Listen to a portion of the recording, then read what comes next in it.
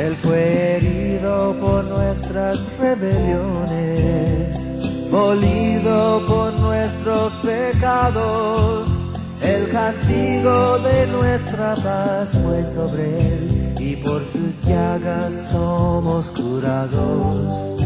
Él fue herido por nuestras rebeliones, molido por nuestros pecados. El castigo de nuestra paz fue sobre él, y por sus llagas somos curados. Él fue herido por nuestras rebeliones, molido por nuestros pecados. Es un pedazo de sábana de color marfil claro, con leves marcas más oscuras. ¿Realmente se trata de la imagen de Jesucristo momentos después de su crucifixión, como creen muchos? Las manchas son de verdad su sangre. Según las pruebas de datación por medio del carbono 14 que se han divulgado ampliamente, no. De hecho, afirman que el lienzo de unos 14 pies, algo más de 4 metros de longitud, es una astuta falsificación medieval. Sin embargo, informaciones recientes han suscitado serias dudas sobre la precisión de la datación con el método del carbono. Una vez más, los científicos están dedicando todos sus esfuerzos a encontrar una respuesta a la antigua pregunta: ¿es esta una imagen de Jesús crucificado? La tecnología moderna ha abierto nuevas vías para poder conocer en profundidad la historia de la Sábana Santa. El misterio del Santo Sudario. Catedral de Turín, Italia, 1998.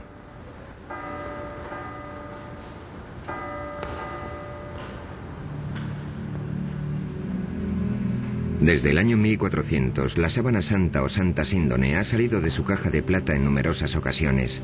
Se ha colgado de los balcones para celebrar bodas reales y ha sido expuesta ante las maravilladas miradas de innumerables peregrinos.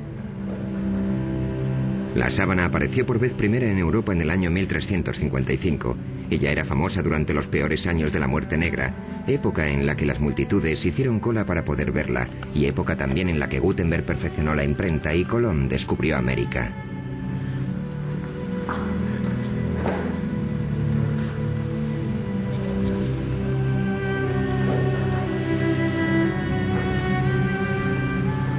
En aquel momento escaseaban las herramientas científicas y las falsificaciones estaban a la orden del día, por lo que resultaba imposible resolver la cuestión de la autenticidad del lienzo. El público en su gran mayoría aceptaba que la sábana era auténtica, pero el debate entre ciencia y religión no había hecho nada más que empezar. En 1898, la Iglesia permitió que se examinara la sábana a través de la mirada imparcial de un nuevo invento: una cámara.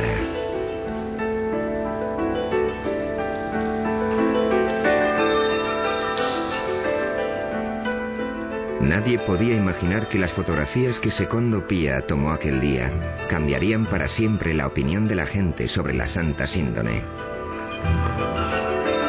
Y es que cuando la placa de cristal salió de la solución de revelado, el fotógrafo vio un rostro nítido y claro, algo que nunca antes se había visto en el lienzo.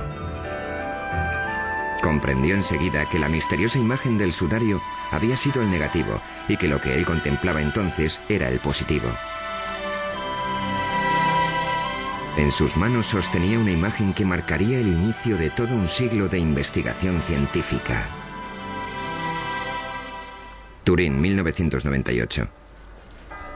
100 años después de que se tomara la primera fotografía, la ciudad de Turín se prepara para otra exposición pública del lienzo. En todo ese tiempo, la sábana santa se había convertido en la pieza de arte más estudiada de toda la historia de la humanidad. Se está preparando un nuevo emplazamiento de alta tecnología para albergarla. Se trata de una urna de aluminio y cristal sellada herméticamente de la que se extrae el aire para luego introducir en su lugar argón, un gas inerte. Una vez colocada la sábana en la urna, ya no se podrá exhibir y manejar con tanta tranquilidad como hasta ahora.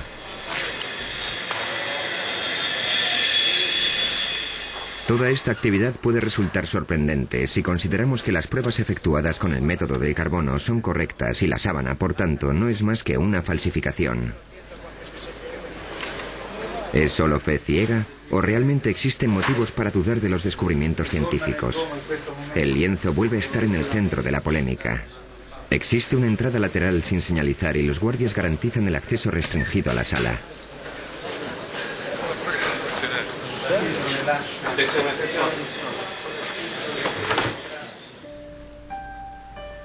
A cubierto de las miradas del público, una experta suiza en tejidos cose centímetro a centímetro y con sumo cuidado la sábana a un nuevo lienzo de mejor soporte. Tan solo una cámara documenta el proceso. Para el conservador del sudario no existe duda alguna sobre quién era la persona a la que una vez cubrió este lienzo.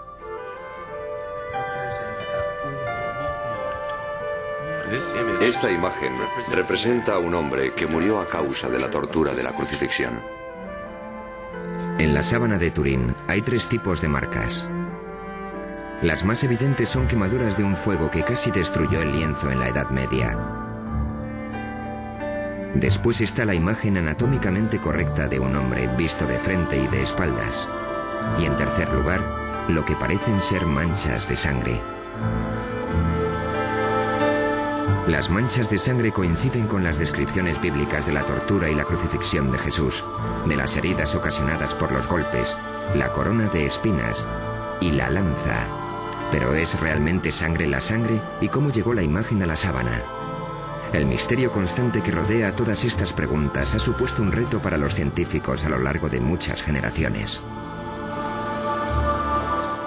Los estudiantes de esta universidad en Glendale, California, disponen de un enfoque especial del debate que está teniendo lugar sobre la sábana santa. Su profesor, Angelo Montante, utiliza el lienzo como herramienta de enseñanza. Es uno de los objetos de cultura más sorprendentes que podemos encontrar en la historia de la civilización occidental.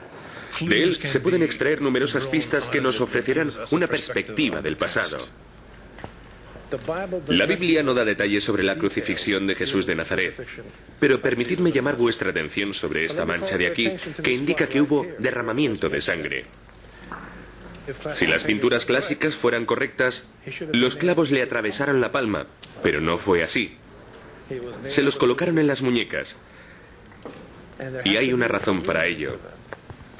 Sabemos que esto se debe a que, según las investigaciones de un médico francés, hace años un médico francés que experimentaba con cadáveres consiguió determinar que la palma no puede sostener el peso de un ser humano.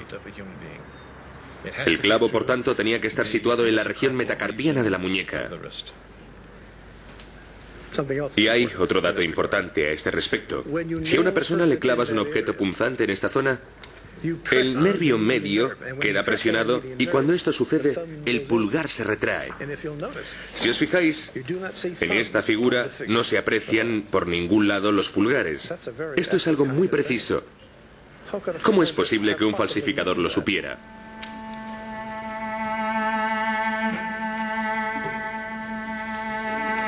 Aquí tenemos una imagen mejorada de la sábana. Esta materia más oscura representa la sangre. Aquí vemos más sangre en los brazos y también se aprecia que todo el torso sangra. En un lateral, junto a la quinta costilla, hay una herida sangrante. Coincide con la forma de la lanza romana que se utilizaba en la época de la crucifixión.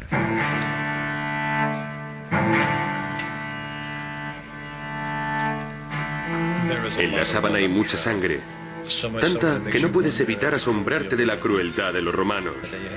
¿Qué tanto dolor le causaron a este hombre? La crueldad que refleja la sábana supera con creces la mayoría de las versiones artísticas de la Pasión de Cristo. ¿Por qué un falsificador habría representado más de lo que la gente esperaba ver?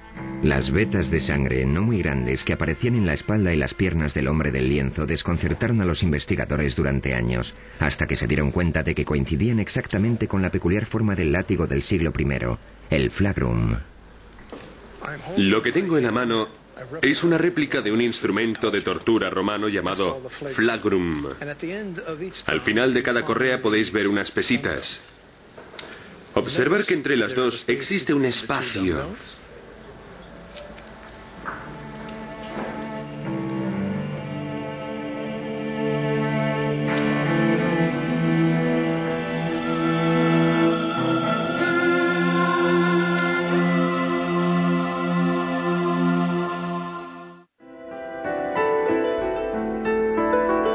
A finales de la década de los 70, un grupo de científicos presionó a la Iglesia para que les dejara examinar la sábana con las tecnologías más avanzadas.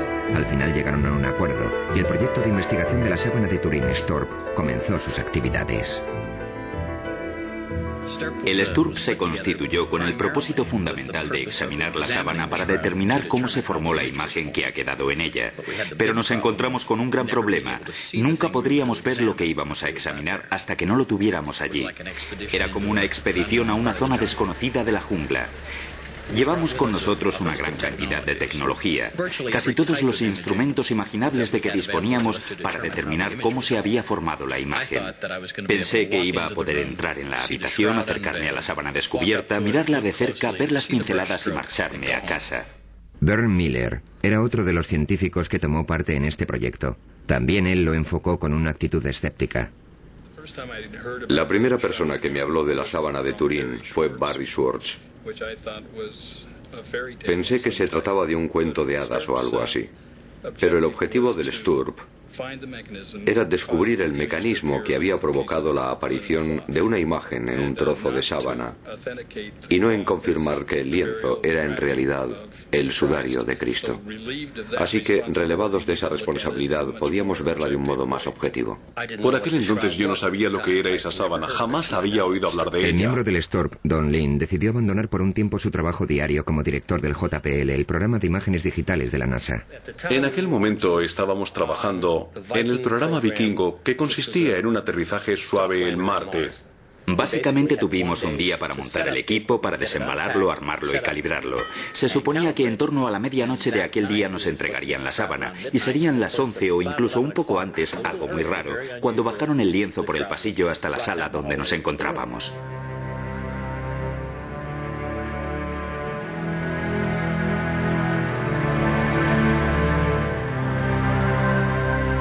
Uno de los primeros experimentos que se llevaron a cabo con la sábana consistía en separar la tela del lienzo de refuerzo por una pequeña zona de aproximadamente unos 7,5 centímetros.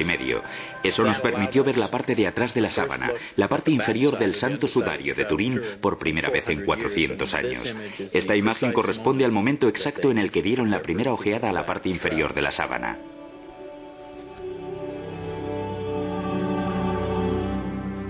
Entonces el profesor Ricci del equipo italiano insertó una cámara endoscópica entre las dos telas. Cuando vi que la luz de la cámara enfocaba la mancha de sangre número 3 desde abajo, apagué las luces de la habitación. Entonces el profesor encendió la cámara y por primera vez comprobamos que las manchas de sangre habían empapado el lienzo de refuerzo como lo hubiera hecho la sangre de verdad, pero la imagen no se traspasó. De inmediato se dieron cuenta de que habían realizado un descubrimiento muy significativo. Al contemplar de frente el sudario, tanto la imagen como la sangre se mostraban con gran nitidez. Cuando la luz se colocaba detrás de la sábana, la sangre seguía siendo visible, sin embargo, la imagen no. Eso era algo que no sabíamos hasta aquel momento y significaba que la imagen no podía estar pintada, pues si no, en el lienzo habría una cierta densidad de pintura que quedaría reflejada en una fotografía de luz transmitida.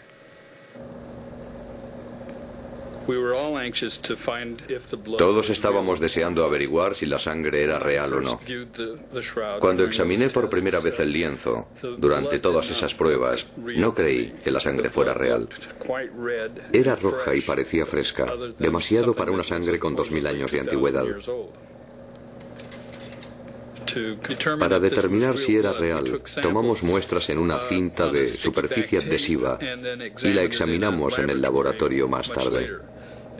Pasaron varios meses antes de que determináramos que era sangre de verdad.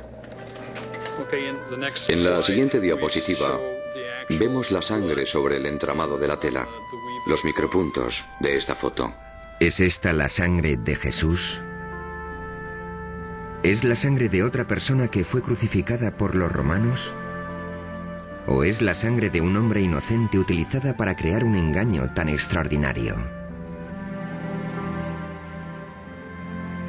Una de las teorías de la formación de la imagen en la sábana afirmaba que podía ser una quemadura, porque su color es muy similar al que aparece con el uso en una funda de una tabla de planchar.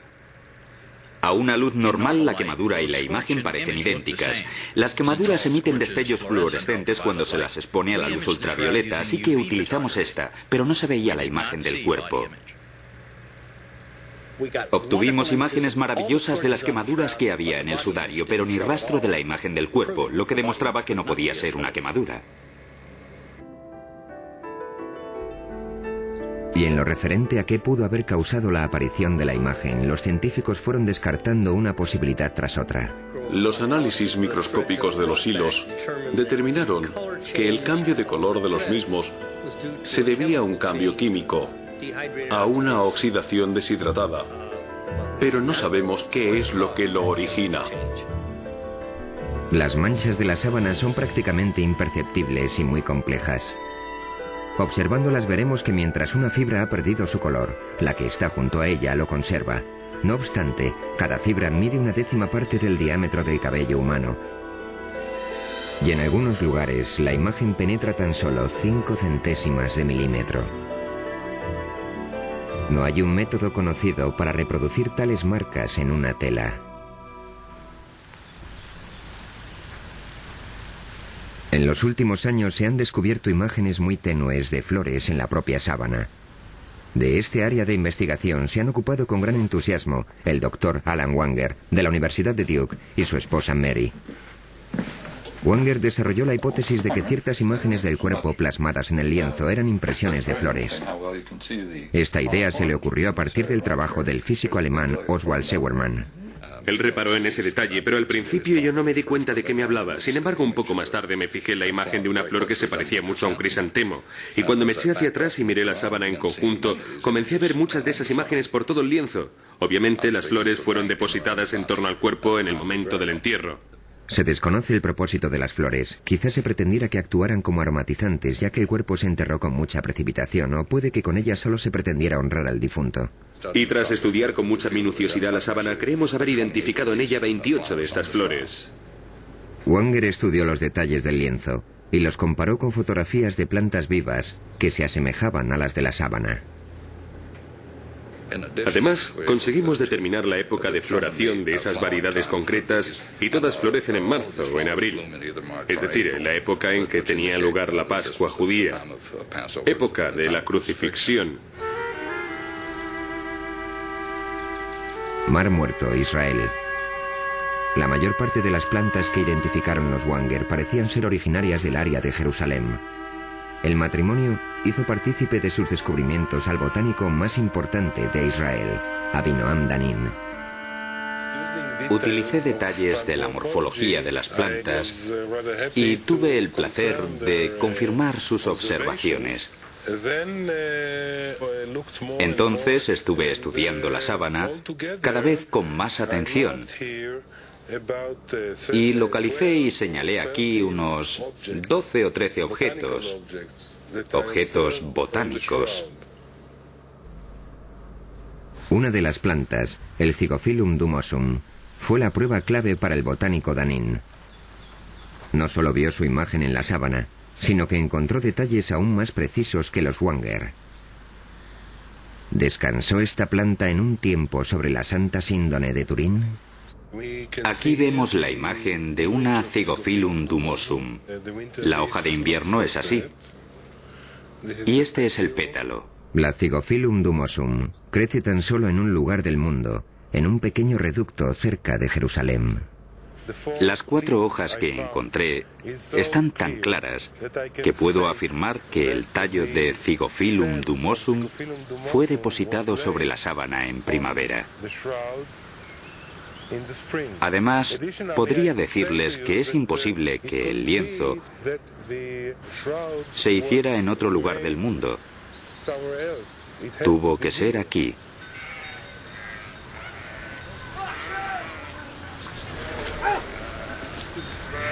Y si había flores en torno al cuerpo, también tendría que haber polen.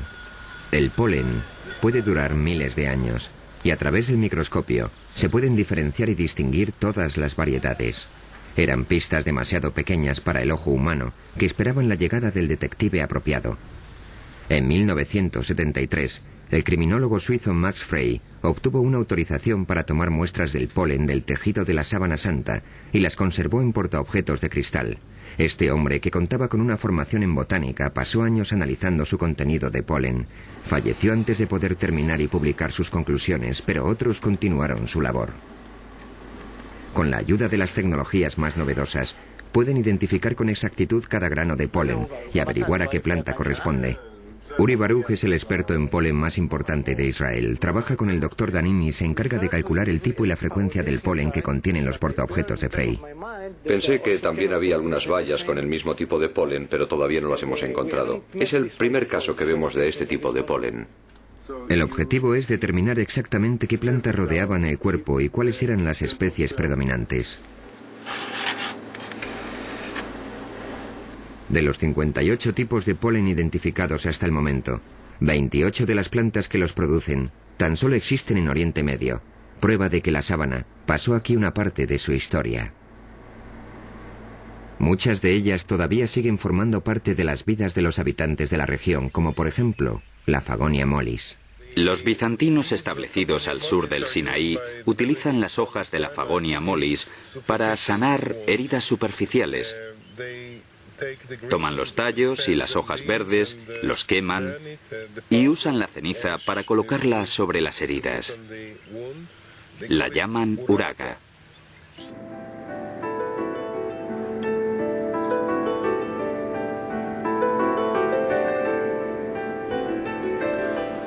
Aquí tenemos otra gundelia. En las placas normalmente hay una gran densidad de polen procedente de una planta llamada Gundelia turnefoti. Esta muestra en particular procede de una zona junto a la cabeza del hombre del lienzo.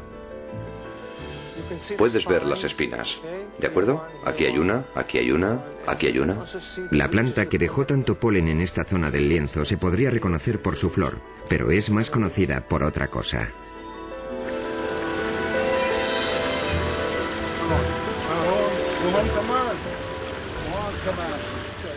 Tengo que utilizar mi cuchillo porque es una planta con muchas espinas. Aquí tenemos una Gundelia torneforti. Es el cardo con la mayor frecuencia de granos de polen en la Santa Síndone de Turín.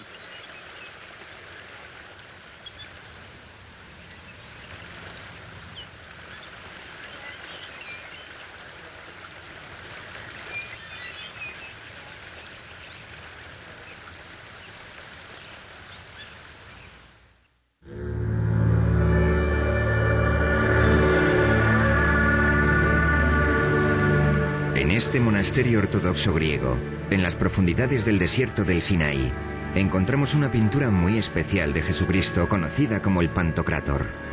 Muchos investigadores están convencidos de que se pintó tomando como referencia la sábana santa. El retrato data del siglo VI.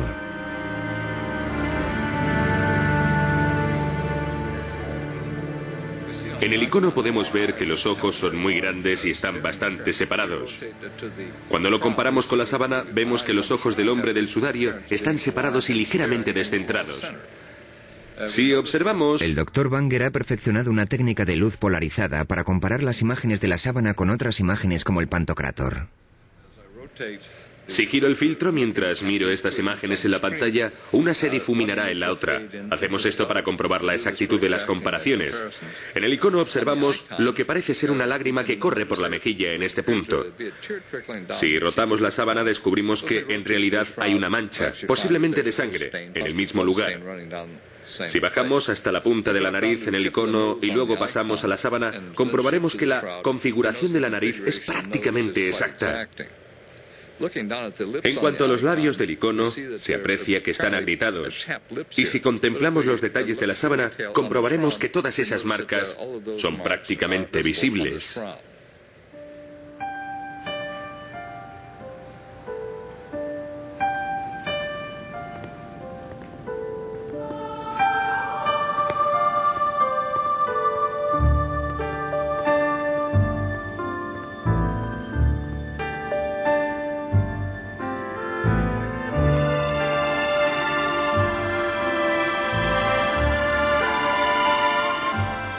Jesús ha sido la persona más representada de la historia, pero la Biblia jamás describió su aspecto. ¿Cómo sabemos cómo era? ¿Cómo sabemos que llevaba barba y que tenía el pelo largo? ¿De dónde sacaron los artistas su iconografía? El historiador de arte Jack Riley ha realizado un estudio sobre el rostro de Jesús en la pintura. ¿Existe una fuente común para la representación de esta imagen que todos conocemos tan bien? Cada artista tiene su propia visión del hombre, en actitud sufridora o triunfante, del redentor o del humilde. Sin embargo, a lo largo de los siglos los artistas se han atenido a ciertos parámetros que nos permiten identificar al hombre como Jesús. ¿Cuáles son las directrices que siguen? ¿Y de dónde proceden?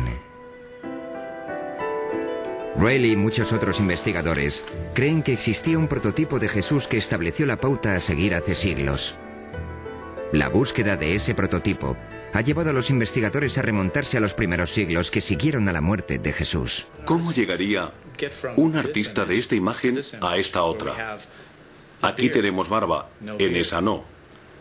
Aquí el cabello le cae sobre los hombros y lleva la raya en medio. Ahí no. Este Jesús parece un dios romano. Tiene un aspecto juvenil. No tiene las mismas características. La pregunta es, ¿qué falta? En la década de los 30, el investigador francés Paul Vignon observó ciertas marcas en las pinturas que se habían hecho de Jesucristo a lo largo de muchos años. Estos rasgos llegaron a conocerse como las marcas de Vignon. Ahora veremos algunas. En primer lugar, observen esta línea transversal que cruza la frente de Cristo. Y fíjense en esto, una especie de cuadrado con 3 lados marcados en el caballete de la nariz. Justo debajo hay otro triángulo, en la nariz que es alargada, rasgo muy indicativo de numerosas representaciones de Cristo de aquel periodo. Los especialistas han identificado los ojos, que se asemejan a los de un búho, la nariz alargada y el resto de las marcas de Vignon en la sábana. ¿Acaso la Santa Síndone fue el modelo original de las representaciones posteriores? Aquí tenemos varias reproducciones de algunas pinturas de los siglos XI y XII en las que se aprecian estas marcas geométricas. En primer lugar, justo aquí, en la nariz, se puede ver ese extraño cuadrado geométrico de 3 lados en forma de U. Luego tenemos los ojos, semejantes a los de un búho. También la nariz alargada es una característica. Observen los 2 mechones de cabello que caen sobre la frente. Aparecen en las 4 imágenes. Y no un solo mechón, siempre 2. La coincidencia de todas estas marcas, de todos estos puntos, me lleva a creer que algo influyó en estos artistas. Los estudiosos de la sábana creen que el entierro de Jesús, aunque precipitado, se realizó como manda la tradición judía.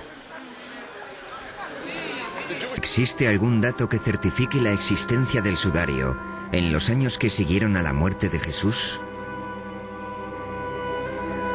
Cuenta la leyenda que un rey que se encontraba en las proximidades de Edesa cayó gravemente enfermo y mandó llamar al sanador judío. Jesús ya había muerto, pero al rey le entregaron un lienzo que llevaba su imagen. El rey Abgar sanó inmediatamente, y el lienzo milagroso comenzó a ser conocido con el nombre de El Mandilión. Así fue como en todo Oriente Medio se veneró el mandilión como la imagen de Cristo, y la ciudad de Edesa se convirtió en un centro para la cristiandad. Mandilión es una palabra que significa toalla pequeña. En esa tela había una cara de Jesús pintada sobre un fondo estilizado y normalmente aparecía enmarcada. Si el mandilión era la sábana santa, ¿por qué en él solo aparecía el rostro? Entonces solo se decía de ella que era un lienzo con una cara, pero Ian Wilson, el historiador inglés, afirma que existe una palabra clave para explicarlo en los documentos antiguos, tetradiplón, que significa doblado en 4. Si doblas el lienzo en 4 partes, al final lo que tienes es un pequeño rectángulo con el rostro en el centro. ¿Podría la sábana de Edesa ser la Santa Síndone doblada en 4 para mostrar solo la cara? La sábana en sí mismo es el mapa que mejor nos permite ubicarla en el pasado. Comienzas siguiendo una pista que te lleva a otra y así sucesivamente. Voluntarios, por favor. En 1978 el equipo del STURP descubrió un cierto número de pliegues en el lienzo, de los cuales 8 eran bastante prominentes. Lo que vamos a hacer ahora es reproducir la forma en que estaba doblada la sábana. Las fotografías con luces de descomposición demostraron que sí, que realmente la sábana tiene 8 pliegues.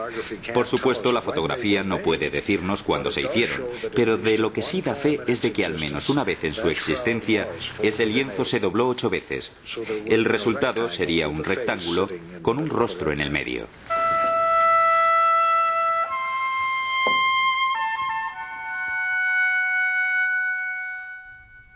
En el año 944, el Mandilión fue trasladado a Constantinopla, donde con cierta periodicidad se exponía para que el público pudiera verlo. Allí mismo, en el año 1203, un caballero francés de la Cuarta Cruzada dijo haber visto la imagen del cuerpo de Cristo en un lienzo. Un año después, los cruzados saquearon la ciudad y se llevaron el botín a Europa. En este punto finaliza de forma radical el rastro del Mandilión y comienza la historia de la Sábana Santa.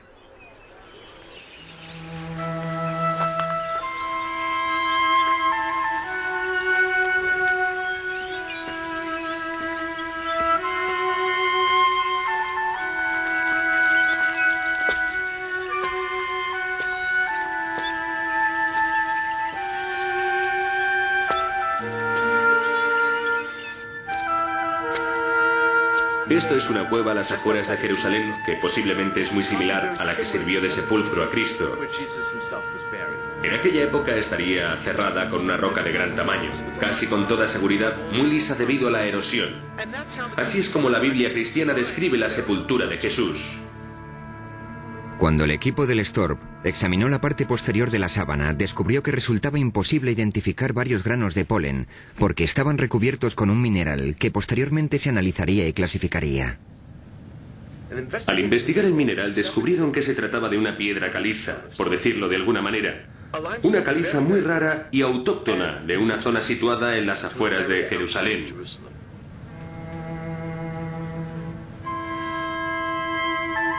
La Santa Síndone está cubierta de sangre, así que deberíamos preguntarnos ¿por qué no lavaron el cuerpo de Jesús como exige el entierro tradicional de la ley judía?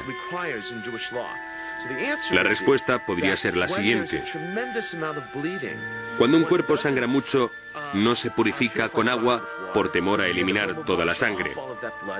Esa sangre tiene que purificarse con el cuerpo. Incluso hoy en día, cuando en las noticias informan de una acción terrorista en Israel, por ejemplo, inmediatamente acuden al lugar los rabinos y la gente reza y recogen la sangre de las víctimas que está en el suelo para poder enterrarlas adecuadamente.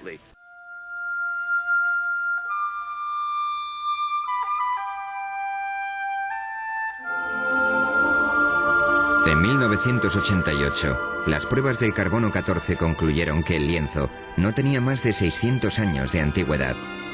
Parecía que tal afirmación pondría fin a todas las investigaciones científicas sobre la sábana. Se aventuraron muchas teorías que exponían la posibilidad de que las pruebas se equivocaran, pero muy pocos científicos estaban convencidos de ello. Entonces, un microbiólogo, el Dr. Garza Valdez, anunció un descubrimiento significativo. Sobre las fibras de este antiguo lienzo encontró una fina película originada por una bacteria que podía distorsionar la datación por medio del método del carbono. En 1996, realizó unas pruebas a varias fibras de la sábana y observó que había una capa de material suficiente para poder desviar de forma significativa los resultados de la datación con el método del carbono. El Dr. Harry Goff es el inventor de la moderna técnica de la datación mediante el carbono 14. La contaminación bacteriana es algo de lo que no eran conscientes las personas que llevaron a cabo la datación con el método del carbono. De hecho, no creo que nadie conociera su existencia hasta que Garza Valdez descubrió esta posibilidad. Y aunque lo hubieran sabido, los procesos de limpiado que utilizaban no lo hubieran tenido en cuenta. Así que no había modo alguno de que hubieran podido establecer con total exactitud la fecha de origen del material de la sábana. Cuando comenzaron a cuestionarse los resultados de la datación mediante este método, los científicos pusieron manos a la obra para encontrar una forma de separar la película de material bioplástico del tejido original. Cuando el procedimiento para separar la celulosa de la película bioplástica esté bien determinado, Creo que estaremos preparados para ofrecernos a realizar otra datación de la sábana con el método del carbono 14. Si se aceptará nuestra oferta o no, es algo que no está claro. En lo referente a la datación mediante la prueba del carbono, existe aún otro factor que, de demostrarse, desestimaría todos los resultados obtenidos hasta el momento: la radiación. Si lo que dicen los físicos es correcto, es una imagen proyectada. En otras palabras, casi vienen a decir que quizás el cuerpo estuviera flotando en medio del sudario y que toda la proyección incidía en ángulos rectos en el cuerpo. Esta imagen está directamente tomada del cuerpo, que está paralelo a la gravedad. Es algo tan extraordinario que la única explicación posible es que se trate de fenómenos de radiación. La radiación puede ser el único modo de explicar los recientes descubrimientos, según los cuales la imagen sería como una placa de rayos X que revela estructuras internas del cuerpo. Ahora estamos viendo los huesos, los metacarpianos, que son estos. Pero lo más sorprendente es que cuando nos movemos hacia la zona de la muñeca y vamos superponiendo la radiografía, podemos identificar todos los huesos de la muñeca de la sábana de Turín. Vemos que los rasgos del esqueleto en la profundidad del cuerpo consisten en una especie de radiación de rayos X. Por eso opinamos que la imagen, en lugar de derivarse del contacto directo de la sangre y demás, está formada básicamente por esta notable y única situación de radiación.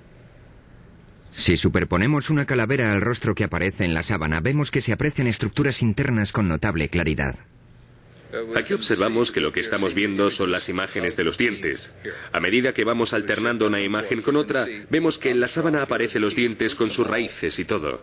Entonces, ¿cuál es la fuente de la radiación? Algunos investigadores opinan que también tienen la respuesta a esa incógnita.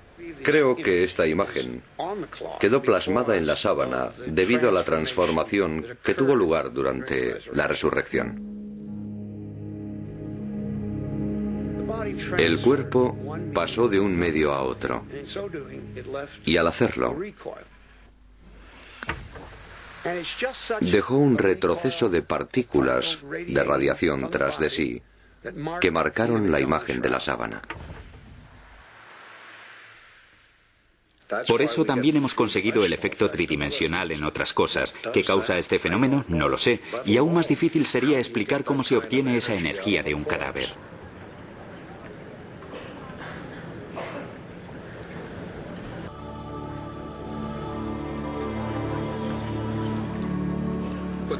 Lo que me ha llamado la atención durante todos estos años ha sido el misterio que la envuelve. Creo que en la sábana hay claves que todavía no se han revelado o que no son evidentes y claras para la gente que contará la historia de la Santa Síndone y de cómo se creó.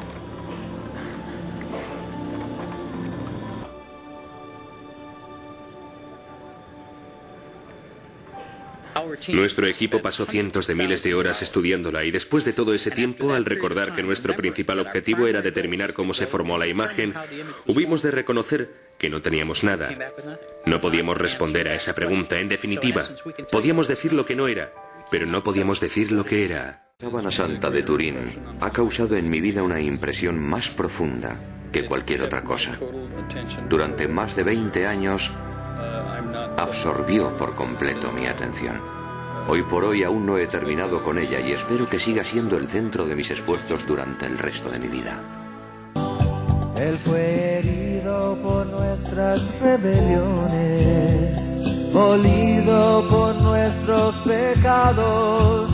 El castigo de nuestra paz fue sobre él y por sus llagas somos curados. Él fue herido por nuestras rebeliones, molido por nuestros pecados. El castigo de nuestra paz fue sobre él y por sus llagas somos curados. Él fue herido por nuestras rebeliones, molido por nuestros... La sábana del Mesías Yahshua. El Mesías fue envuelto en una sábana, no en vendas. El Evangelio dice que cuando el Mesías Yahshua murió, fue bajado del madero, envuelto en una sábana blanca y colocado en un sepulcro nuevo. Así lo leemos en Mateo 27, 57, 59, Marcos 15, 46 y en Lucas 23, 53. En la versión de Juan, esa misma sábana es llamada los lienzos. Así lo leemos en Juan 19, 38 al 40. Lucas también llamó a la sábana los lienzos. Así lo leemos en Lucas 23, 53, comparar con Lucas 24, 12. A pesar de esta clara enseñanza evangélica, muchos eruditos enseñan que la sábana que envolvió el cuerpo muerto del Mesías se convirtió en vendas por arte de Birli Birloque. En otras palabras, según ellos, los lienzos no era la sábana, sino tiras de lienzo usadas como vendas. En este documento veremos cómo el Mesías jamás fue vendado en el sepulcro, sino envuelto en una sábana, la cual ha perdurado hasta nuestros días como la prueba científica e irrefutable de su muerte y resurrección. La palabra griega traducida por vendas es keirías. Sin embargo, la palabra griega traducida por lienzos es otonia. Yeshua estaba envuelto en otonia, en lienzos, no en keirías, vendas. José de Arimatea compró una larga sábana de lino para envolver el cuerpo del Mesías. Si él hubiera querido vendar el cuerpo de Yeshua como una momia egipcia, él habría comprado vendas, no una sábana. José de Arimatea no era estúpido. Los judíos jamás vendaban a sus muertos como si fueran momias egipcias, sino que los envolvían en una sábana blanca. Es cierto que en la resurrección de Lázaro se mencionan vendas, sin embargo, el texto bíblico dice bien claro que esas vendas ataban las manos y los pies de Lázaro, no envolvían su cuerpo, como si fuera una momia. Así lo leemos en Juan capítulo 11, verso 44. Las pruebas físicas de que el cuerpo carnal del Mesías desapareció o se desmaterializó cuando resucitó, la tenemos en los lienzos que envolvieron el cuerpo del Mesías en el sepulcro. La traducción que vierten casi todas las versiones bíblicas del texto de Juan capítulo 20, versos 5 al 7 es falsa. Los discípulos vieron los lienzos, la sábana, keimena, palabra griega que significa lisos, tumbados, allanados. Es decir, cuando el cuerpo del Mesías desapareció del interior de la sábana que le envolvía, ésta se vino abajo y quedó tumbada o allanada sobre el banco de piedra donde estaba recostado el cuerpo del Mesías. A continuación, Juan mencionó una segunda pieza de tela, el sudario. Así lo leemos en Juan capítulo 20, verso 7. Los judíos utilizaban los sudarios para secarse el sudor y para envolver el rostro de sus difuntos, sujetando la mandíbula del cadáver para que ésta no se abriera al venir la rigidez cadavérica. Lázaro tenía uno de esos sudarios o pañuelos en el sepulcro, envolviendo su rostro. Así lo leemos en Juan capítulo 11, verso 44. El sudario o pañolón también debió servir para cubrir o tapar el rostro del Mesías, como establecen las leyes del duelo de los judíos en casos de muerte violenta. Ahora bien, ese cubrimiento del rostro del Mesías debió ser cuando lo bajaron del madero hasta que colocaron el cuerpo en el sepulcro. Después José de Arimatea y Nicodemo le quitaron ese sudario, lo enrollaron sobre sí mismo y se lo pusieron alrededor del rostro a manera de mentonera y atado encima de la cabeza, pero dejando el rostro visible. Repito una vez más que el sudario tenía como función sujetar la mandíbula del cadáver, para que la boca no se abriera al venir la rigidez cadavérica. Por lo tanto, el sudario envolvió toda la cabeza del Mesías desde que le desclavaron del madero hasta que lo colocaron en el sepulcro nuevo. Y después se lo quitaron, lo enrollaron sobre sí mismo y se lo pusieron como mentonera mortuoria. Ese sudario alrededor de la cabeza del Mesías fue detectado por los científicos del Sturp. El sudario o pañuelo pasaba debajo de la barba y se ató encima de la cabeza, manteniendo la boca del Mesías cerrada. Y no solo eso, si observa bien en la síndone la imagen del rostro del Mesías, verá que a ambos lados de la cara, entre el cabello y el rostro, no hay marcada ninguna imagen, lo cual demuestra que por ahí pasaba el sudario enrollando la cabeza, pero dejando el rostro visible. La traducción de Juan 27, vertida por casi todas las versiones bíblicas, es muy engañosa. Los 3 mejores manuscritos griegos del Nuevo Testamento, el Códice Sinaítico, el Códice Vaticano y el Códice Alejandrino, dicen lo siguiente: Oumeta ton otonion keimenon ayajoris entetiliglemenon heisgenatopom. Esta es la traducción literal. No estaba el sudario como los lienzos lisos, sino al contrario, enrollado en su sitio. Así lo ha traducido correctamente la versión cantera Iglesias. El sudario que sujetaba la mandíbula de Yeshua en el sepulcro no había quedado liso o tumbado como la sábana, los lienzos, sino enrollado en su sitio, es decir, en el mismo sitio donde había estado la cabeza de Yeshua. Cuando el cuerpo del Mesías desapareció del interior de la sábana, ésta se vino abajo y quedó lisa, allanada, sobre el banco de piedra donde había estado recostado el cuerpo del Mesías. Sin embargo, el sudario quedó enrollado en el mismo sitio donde había estado la cabeza de Yeshua. Cuando Juan entró en el sepulcro y vio esto, creyó en la resurrección del Mesías. Si lo leemos en Juan 20:8. Si alguien hubiera robado el cuerpo de Yeshua, éste tendría que haber sido desenvuelto de la sábana, y el sudario no estaría en su mismo sitio. Por eso es que Juan creyó que el cuerpo del Mesías desapareció, se desmaterializó cuando resucitó. Poco después volvió a materializarse delante de sus discípulos, estando las puertas de la habitación cerradas. Así lo leemos en Juan 20, versos 19 y 20. Es increíble hasta qué punto de falsedad han traducido la mayoría de las versiones bíblicas el texto de Juan 27. Esas pésimas traducciones dicen que el sudario no estaba puesto con los lienzos, sino doblado en un lugar aparte, en otro sitio. El texto griego, como ya hemos visto, dice precisamente todo lo contrario. El sudario sí que estaba con la sábana, los lienzos, pero no estaba como la sábana, liso, sino enrollado en su sitio. Es decir, en el mismo lugar donde había estado puesta la cabeza del Mesías.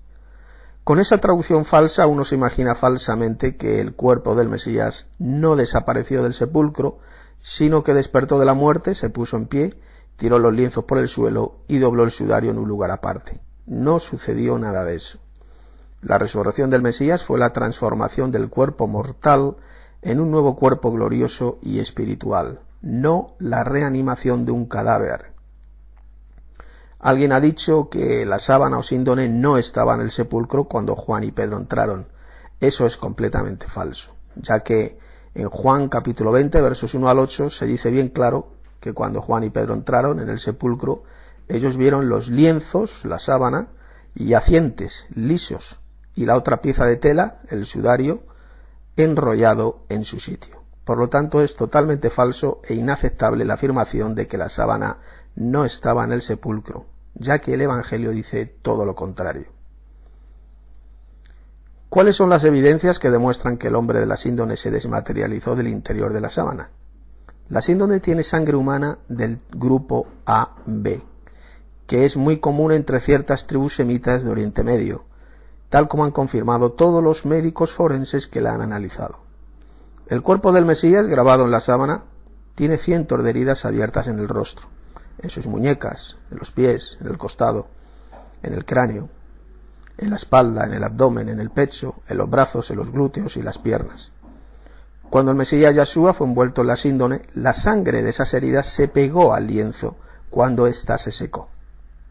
Intente usted despegar una herida pegada a un lienzo. Si alguien hubiera desenvuelto el cuerpo del Mesías, envuelto en la sábana, las manchas, regueros y gotas de sangre estarían con sus contornos deformados o resquebrajados. Es absolutamente imposible despegar una herida con sangre seca pegada a una tela, sin que esas manchas de sangre se deformen o resquebrajen. Sin embargo, todas las manchas, gotas y regueros de la síndone están asombrosamente intactas y con sus contornos definidos hasta el milímetro. Algo totalmente imposible si el cuerpo del Mesías hubiera sido despegado del lienzo por alguna persona. Por consiguiente, solo existe una manera de que el cuerpo del Mesías abandonara el interior de la sábana sin intervención humana, desapareciendo, es decir, experimentando una inexplicable desmaterialización. Ahora bien, esa desmaterialización del cuerpo del Mesías es precisamente lo que nos revela el Evangelio. Pues como vimos cuando estudiamos el pasaje de Juan 20, versos 3 al 8, el estado en que quedó la sábana y el sudario indicaba que el cuerpo del Mesías desapareció de su interior en el momento de la resurrección. Por eso es que al ver Juan cómo habían quedado los lienzos y el sudario, creyó en la resurrección del Mesías, tal como dice Juan 20, verso 8.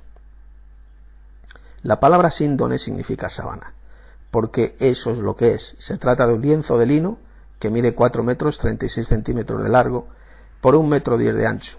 El lienzo es de un tono amarillento a causa de su gran antigüedad, lo cual indica que en su origen era una sábana blanca y limpia. Sin embargo, lo más fascinante de la síndone no es el lienzo en sí, sino el hombre grabado en el lienzo. En la síndone está grabada la imagen frontal y dorsal de un hombre muerto por crucifixión en el siglo I de nuestra era. Dicho hombre fue envuelto en esa sábana de lino. Sin embargo, el cuerpo grabado en esa sábana es un perfecto negativo fotográfico.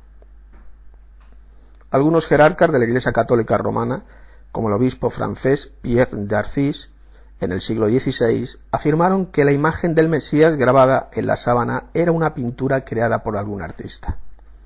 Se equivocó totalmente, ya que hoy todos los científicos del mundo, crean o no crean en la autenticidad de la síndone, saben a ciencia cierta que no es una pintura, ya que los que la analizaron al microscopio no encontraron rastro alguno de tintes o pinturas entre hilo e hilo en el tejido.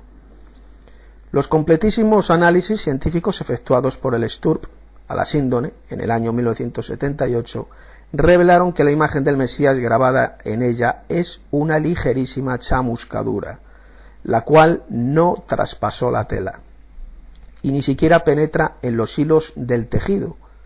Los científicos del STURP dijeron que si nuestro brazo fuera un hilo de la síndone, la chamuscadura afecta únicamente a la zona más superficial del vello del brazo. Ninguna técnica humana es capaz de semejante prodigio. Y es que la síndone del Mesías, guardada en Turín, es única en el mundo e infalsificable. No existe ninguna otra como ella. Y actualmente en el siglo XXI es totalmente imposible hacer una réplica de la síndone. Por lo tanto, los que dicen que la síndone es un fraude del siglo XIII o del XIV no son conscientes de la salvajada que están diciendo, ya que si hoy es imposible hacer una réplica de la síndone, mucho menos se podría hacer en el siglo XIII. La fotografía del Mesías se grabó en la sábana por una misteriosa radiación instantánea. Según los científicos del STURP que analizaron la síndone en 1978, la imagen del Mesías grabada a fuego en la sábana se formó de forma instantánea, a causa de una explosión o flash de energía lumínico-calórica emanada del cuerpo envuelto en la sábana. Esto hizo que el cuerpo se desmaterializara, dejando grabada a fuego la fotografía de ese hombre, pero en forma de negativo. Esta fue la sorprendente conclusión a la que llegó el equipo STURP. El director de ese equipo científico, el doctor de Muhala, dijo lo siguiente a los medios de comunicación: los muchos datos acumulados permiten afirmar que la imagen tridimensional que se ve sobre el lienzo fue impresa en la superficie del mismo a causa de un proceso de proyección fotoscópica por radiación emanada de todas las partes del cuerpo en un flash de 2 milésimas de segundo. Esta noticia apareció en La Vanguardia el 21 de noviembre de 1979. Y el doctor Raymond Rogers, termoquímico de la NASA en el laboratorio de Los Álamos, Estados Unidos, dijo lo siguiente: estoy obligado a llegar a la conclusión de que la imagen de la síndone se formó por una explosión de energía radiante. No hay que darle vueltas. Esto es ya indiscutible. Esta noticia apareció publicada en la revista Science Digest en septiembre de 1978. El leptón romano que aparece en la síndone. Los científicos de la NASA que analizaron la síndone en el año 1978 descubrieron que sobre los párpados del hombre grabado en la síndone hay unos pequeños objetos redondos, como botones, que no pudieron identificar. Sin embargo, en el año 1981, el profesor Francis Feilas, de la Universidad de Loyola, Chicago, hizo una ampliación fotográfica del ojo derecho del hombre de la síndone. En dicha ampliación aparecen claramente 4 letras, Ukai, y un bastón a la derecha. Investigando las colecciones de monedas antiguas, el profesor Feilas descubrió que dichas letras corresponden a un leptón del siglo I, moneda que mandó acuñar en Judea el gobernador romano Poncio Pilato entre los años 26 y 36 de nuestra era. Esto significa que el hombre grabado en la síndone murió crucificado en Judea bajo el gobierno de Poncio Pilato.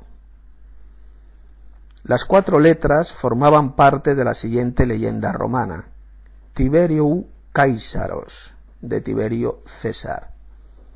Al ser una moneda de cobre, las letras se borraron con el uso, excepto esas 4, Ukai. Esta costumbre de colocar moneditas en los párpados de los cadáveres era practicada por los judíos en el siglo I, como se demuestra en el descubrimiento que hicieron unos arqueólogos hebreos en el año 1979, en Jericó. Ellos encontraron el cráneo de un hombre y en los huecos oculares había 2 monedas del rey Herodes Agripa, que reinó entre los años 41 y 44 después de Cristo. La prueba del carbono 14 no fue correcta. En el año 1988, 3 laboratorios dijeron al mundo que la síndone era del siglo XIII, y el cardenal Ballestero, en representación del Vaticano, ratificó esa afirmación de falsedad de la sábana de Turín, de la sábana santa. La supuesta datación por el carbono 14 daba al lienzo unos 700 años de antigüedad. Entonces todos los medios de comunicación dieron rápidamente la noticia de que la sábana santa era un fraude del siglo XIII. Sin embargo, hoy se sabe perfectamente que lo que fue un fraude fue esa supuesta datación. La datación del carbono 14 no sirvió para nada, ya que es imposible datar con ese sistema la síndone, al tratarse de un objeto irradiado y contaminado por multitud de bacterias que no se eliminaron en esa datación. El doctor Robert Hiddes, director del laboratorio de la Universidad de Oxford, dijo lo siguiente: si la síndone ha recibido la descarga de neutrones descubierta por científicos de la NASA, la datación por el carbono 14 quedaría invalidada. Peter Jennings, síndone carbono, Crudel del 30 de Johnny, el número 11 de noviembre de 1988. Leamos lo que dice el físico Adolfo Orozco Torres sobre la datación del carbono 14 realizada la síndone en 1988. Estudios realizados en 1994 y posteriormente han descubierto la presencia en el tejido de hongos y bacterias. Esta combinación especial produce un material bioplástico translúcido que cubre, cuando menos, algunas de las fibras de la síndone. Además, las fibras de lino, que son huecas, se han rellenado de este hongo Lichenotelia, el cual se encuentra vivo, pues pudo ser cultivado en laboratorio por el doctor mexicano Leoncio Garza Valdés. Todo es material orgánico añadido al tejido a lo largo de los siglos. Los científicos que realizaron la datación en 1988 no tenían la menor idea de la existencia de estos añadidos y las rutinas normales de descontaminación aplicadas a las muestras no son lo suficientemente agresivas para eliminar este material. Además de esto, un científico ruso, premio Lenin de la ex Unión Soviética, sometió a telas de lino a temperaturas equivalentes a las del incendio que la marcó en el año 1532. Descubrieron que en estas circunstancias parece ser que el lino absorbe carbono 14 de la atmósfera, rejuveneciendo la tela, desde el punto de vista de este método de datación. La síndone es imposible que sea del siglo XIII por las siguientes razones. A. En el siglo XIII nadie sabía lo que era un negativo fotográfico. La fotografía se descubrió en el siglo XIX. B. Si hoy con la tecnología actual es imposible hacer una réplica de la síndone, mucho menos podría hacerse en el siglo XIII. C. La síndone ya se menciona muchos siglos antes del siglo XIII, y la iconografía bizantina se inspiró en el rostro de la síndone para pintar los iconos del Mesías, ya que la semejanza es asombrosa. D. El hombre de la síndone es un perfecto negativo fotográfico. No existen negativos fotográficos realizados en la Edad Media. Absolutamente ningún artista pintaba imágenes del Mesías en forma de negativo. Esta es la razón por la cual el doctor Michael Tait, que fue el coordinador de esa prueba del carbono 14, afirmó en una carta al profesor Ionela, asesor científico del cardenal Ballestero, que él mismo estaba convencido de que la síndone no era un fraude del siglo XIII. Esta carta del doctor Michael Tait salió publicada en la revista Shunrun News, el número 55 de octubre de 1989, página 4. El hombre de la sábana solo puede ser Yeshua el Mesías. ¿Por qué el Evangelio no menciona por ninguna parte la imagen del hombre grabado en la síndone? No la menciona por eso, porque es una imagen, y los judíos fanáticos sentían repulsión por cualquier tipo de imagen. Si los discípulos de Yeshua hubieran mencionado la imagen del Mesías grabada en la sábana, los enemigos judíos de Yeshua la habrían buscado para destruirla. Los discípulos, sin embargo, al ser una imagen del cuerpo del Mesías, no hecha por mano humana, sino por Dios mismo, guardaron en secreto la sábana, siendo preservada por Dios a través de los siglos hasta hoy. El Evangelio de los Hebreos, escrito en el siglo I, y que era muy apreciado y leído por los judíos cristianos refugiados en Pela y por los llamados padres de la Iglesia, como Orígenes y Jerónimo, dicen que el Mesías, después de resucitar, recogió del sepulcro la sábana y se la entregó al criado del sacerdote para que los discípulos la guardaran. El hombre de la síndone es de una majestuosidad imponente. Tiene barba, cabello largo y recogido por la nuca en forma de coleta. Algo muy típico entre los varones judíos del siglo I. Algunos dicen que el hombre de la síndone es imposible que sea Yeshua, ya que, según ellos, él tenía el cabello corto. Ellos citan las palabras de Pablo registradas en 1 Corintios, capítulo 11, verso 14. Sin embargo, esas palabras de Pablo fueron dirigidas a cristianos de Corinto que eran griegos romanizados, y para los griegos y los romanos era deshonroso que el varón llevara el cabello largo, pero no para los judíos. Ellos podían llevar el cabello largo y recogido por la nuca en forma de coleta, tal como muestra la síndone. El historiador Henry Daniel Robbs dice lo siguiente: los varones judíos llevaban esa cola de caballo trenzada y arrollada por debajo del lienzo que les cubría la cabeza. Esto viene publicado en Daily Life en el Times of Jesus and Harbour Servant 1981. El hombre de la síndone fue crucificado por los romanos bajo el gobierno de Poncio Pilato, como indica el leptón, la moneda romana, colocada encima del párpado derecho.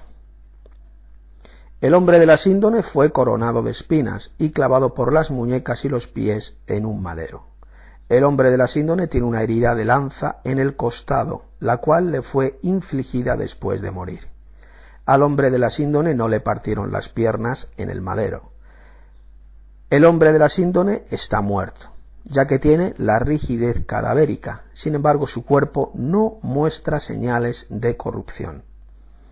El hombre de la síndone fue envuelto en una sábana, pero jamás fue desenvuelto de la sábana, ya que todas las manchas, regueros y gotas de sangre están perfectamente intactas milimétricamente.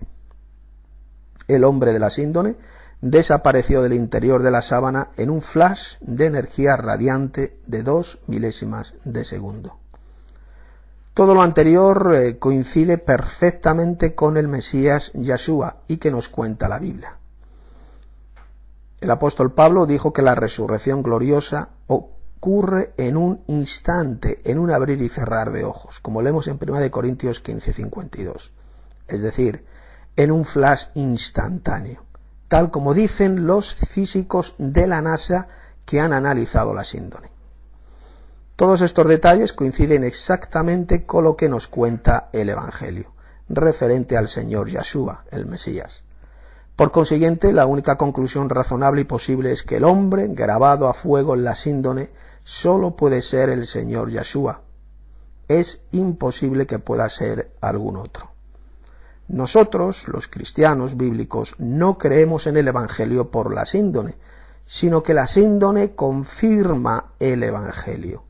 Dios nos dejó la síndone como prueba científica de la muerte y resurrección de su Hijo.